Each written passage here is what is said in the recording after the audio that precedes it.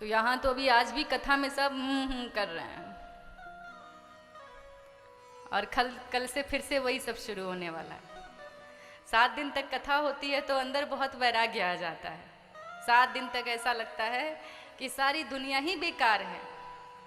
उस समय भगवान के शरण के सिवा कुछ भी अच्छा नहीं लगता, लेकिन जब कथा समाप्त हो जाती है तो फिर से वही सब शुरू हो जाता है। इसीलिए हमारे संत ऋषि मुनियों ने हर मनुष्य को बताया कि सभी को कथा सुननी चाहिए, चाहे आप किसी भी माध्यम से सुने।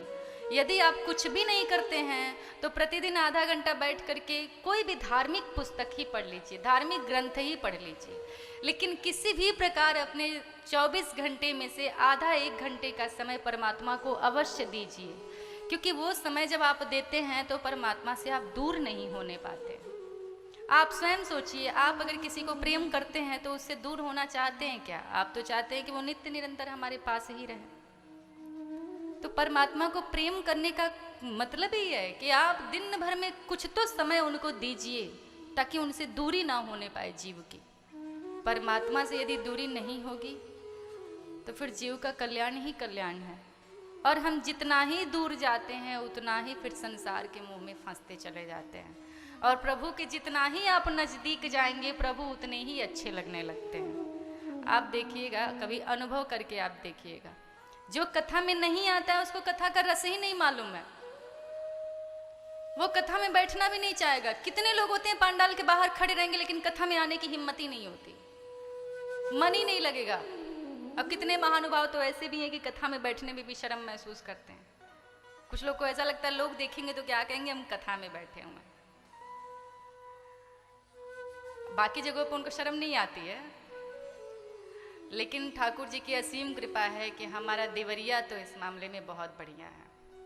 यहाँ एक छोटे कथाकार भी आ जाते हैं, यहाँ एक कोई रास्ते में भी बैठ करके कोई कथा करे तो यहाँ भीड़ लग जाती है लोगों की। श्रद्धा इतनी है, ये देवरावा बाबा की तपस्थली है, शायद उसी का प्रभाव है कि यहाँ कथाकार का बड़ा सम्मान होता है। चाहे हम तो मतलब यहीं के हैं, लेकिन हमने बचपन से देखा है कि यहाँ कोई भी कथाकार आते हैं तो अपरंपार भीड़ होती है, और आप लोग के सामने है। इस समय में यदि इतनी भीड़ है तो हम इसको ठाकुर जी की असीम कृपा मानते हैं।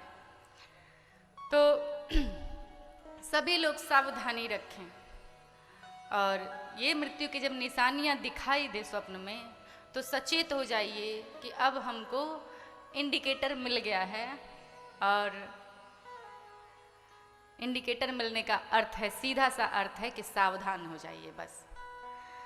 तो ये सारी बातें परीक्षित को शुकदेव जी बताते हैं कि तुम्हारे पास समय है, और समय रहते यदि तुमको पता है तुम्हारे पास तो भी 7 दिन हैं।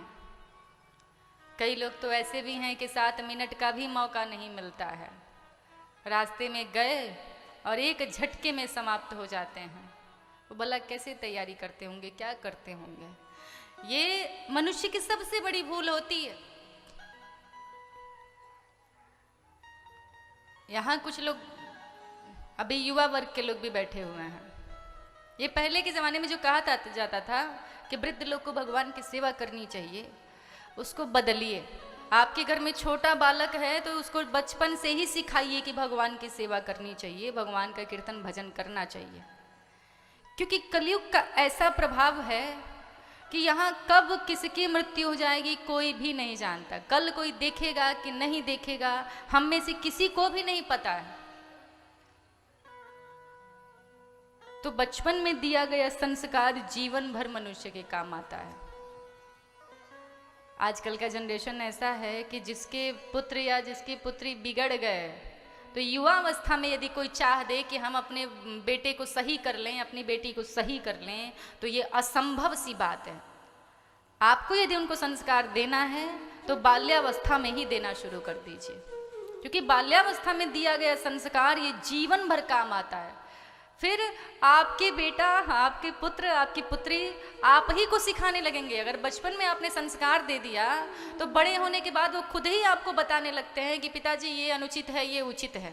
इतना ज्ञान उनको हो जाता है। बचपन में बहुत ध्यान देना पड़ता है। अगर पूरा जीवन सुधारना है ना तो किसी भी तरह अपने बच्चों का बाल्यावस्था इसको सुधार दीजिए।